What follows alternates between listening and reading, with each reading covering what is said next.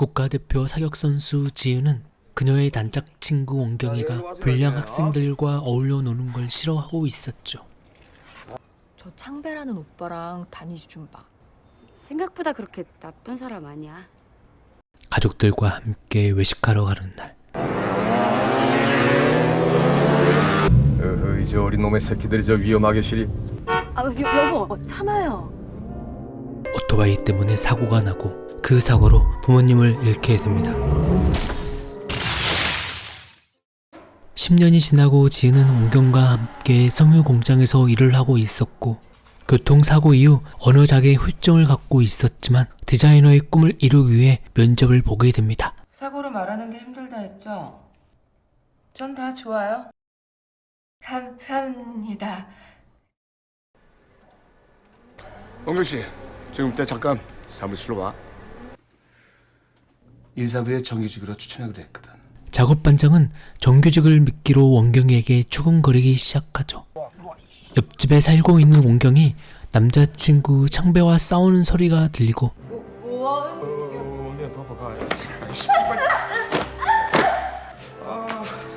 넌 재수없어, 씨. 상습 폭행을 당하는 원경이에게 창배와 헤어지라고 말하지만 아무 조건 없이 받아주고 지켜준 사람 창배 오빠였어. 오늘 저녁에 회식 있는 거 알지? 회식이 있던 날 작업반장의 추행은 계속되고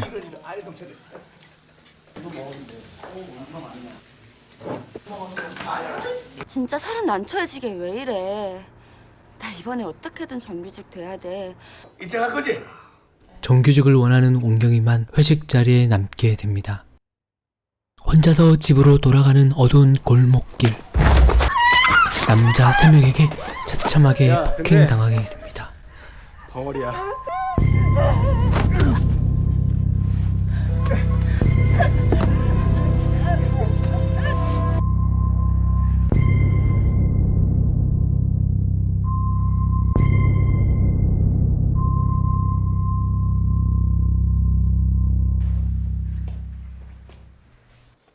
찾아간 경찰서에선 얼굴들은 봤어요? 무서워.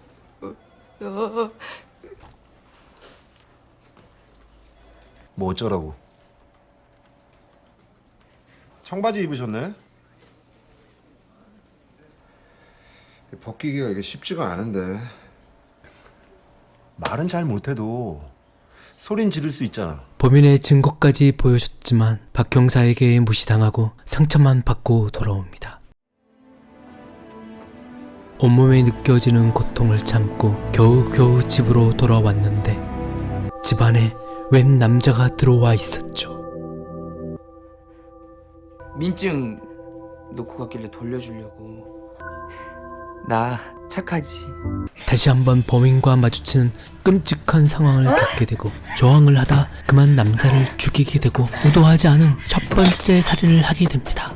옆집 창배는 폭행범을 남자친구로 오해하죠. 그냥 보냈다니. 그냥 보냈다니! 강 형사는 피해자가 돌아간 것을 알게 되죠. 이 여자에 장애 있었다면서요. 그럼 피해자를 더 안정시키고 더 신중하게 조사를 진행. 그리고 진짜 억울하고 분했으면 그냥 갔겠어? 피해자에서 살인자가 되어버린 지은. 아픈 상처를 씻어내고 있을 때 강 형사가 찾아옵니다. 앞으로는 제가 최지은 씨 사건을 담당할 거예요. 하지만 지은은 강 형사의 도움을 거절하게 되죠. 가세요. 다음 날 공장까지 찾아간 강 형사. 강 형사가 이토록 사건에 집착하는 건 똑같은 범죄가 여동생에게도 일어났었고 여동생도 언어 장애를 가지고 있었죠. 도와주지 마세요.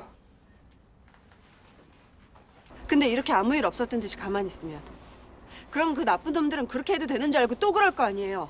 강 형사에게 조금씩 마음을 열게 되는 지은은 궁금한 것을 물어보게 되는데 정당방위 그 사실 다 애매해요. 흉기로 쓰면 안 되다든지, 어?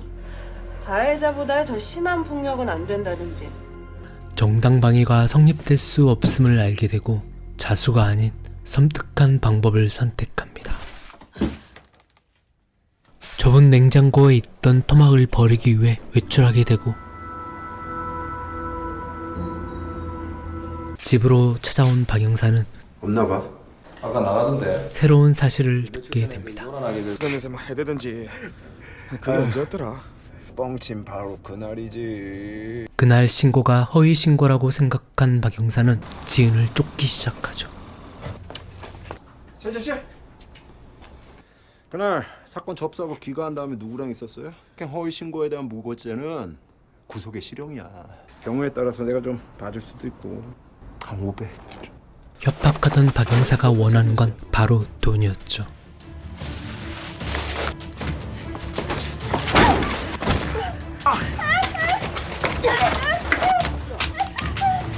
몸싸움 도중 떨어진 박 형사의 총을 줍게 되는데 공포탄 첫 발은 떨렸지만 두 번째의 실탄은 몸이 사격 감각을 기억하고 있었고 심장을 향해 발사합니다. 지은은 우발적인 두 번째의 살인까지 하게 됩니다. 공포탄을 실탄이라고 가정했을 때 두 총상 간격이 너무 가깝다고. 총 잘 쏘는 사람이다. 형사들은 이번 사건이 전문가의 소행이라고 판단하죠. 내가 지은 씨한테 못 쓸 짓한 놈들 잡아서 벌 주게. 지은 씨가 나 좀 도와줄래요? 이 동네 웬만한 전과자들은 여기 다 있으니까 눈에 익은 놈 있으면 얘기해주면 돼요. 강 형사의 간절한 부탁으로 다시 찾은 경찰서. 그곳에서 자신을 폭행한 놈들을 보게 됩니다.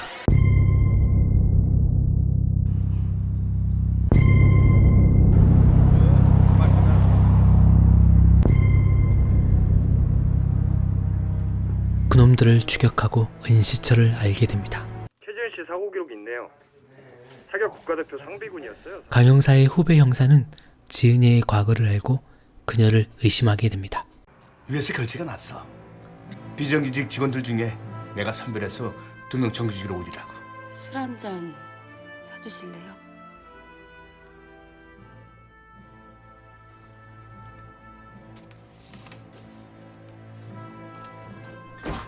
사직서를 제출하고 집으로 돌아가는데 창배의 손에 묻은 피를 보고 친구 원경이 폭행당한 것을 직감하죠.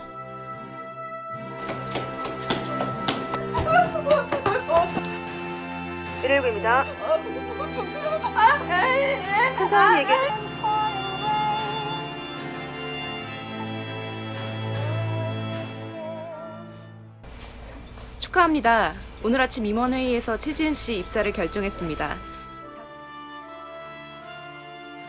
그토록 원하던 합격 문자가 왔지만 이제는 과거로 돌아갈 수 없다는 사실을 안 지은 꿈보단 복수를 선택하죠.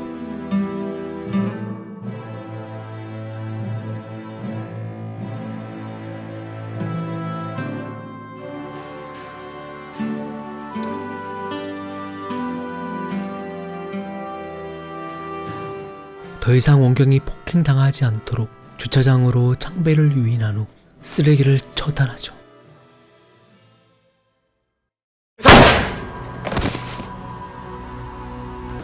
한 방에 보냈더라. 원차로.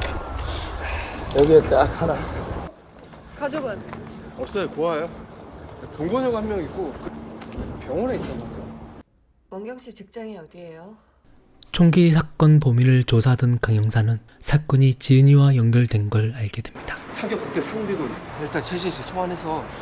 너 그 애 보고도 그런 의심이 나와? 아니야. 절대 아니야.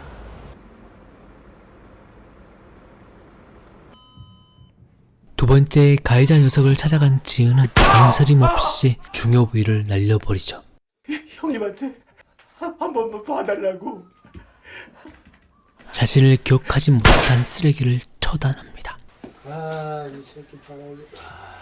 형사들은 이번 사건도 박 형사 사건과 동일범이라고 생각합니다. 강영자, 나 국가수 안 팀장인데 결과 나왔어. 유전자 분석 결과 아래 인물이 동일인으로 추정됨.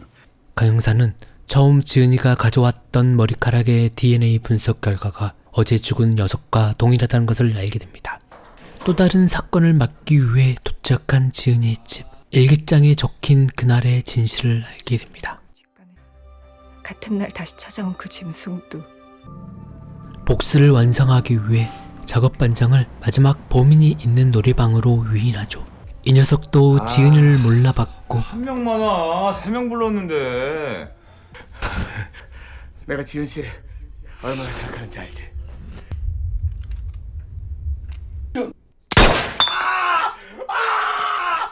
작업 반장을 먼저 처단하고 마지막 복수를 끝내버리죠.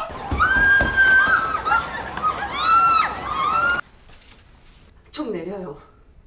이미 전 그날 죽은 거예요.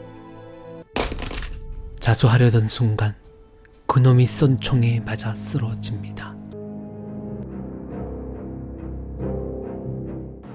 뇌사 판정 나오면 어떻게 되는 거야? 그 여자 환자랑 같은 방에 있는 남자 환자 장기 이식 되기 잘해. 여자 환자 가는 그 남자 환자한테 이식될 거라던데. 범인에게 지은이의 장기가 이식되는 상황을 알게 된 강영사는 무엇인가 결심한 듯 병실로 들어가고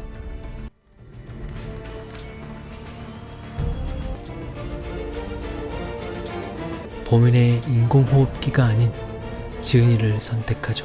강영사가 지은이의 인공호흡기를 뺀 이유는 자신이 지켜주지 못한 이 세상을 떠나 더 자유로운 세상으로 보내주기 위함이 아니었을까요? 샌드위치 아니면 한국 음식? 점심은 간단하게 오늘 아침 임원회의에서 최지은 씨 입사를 결정했습니다.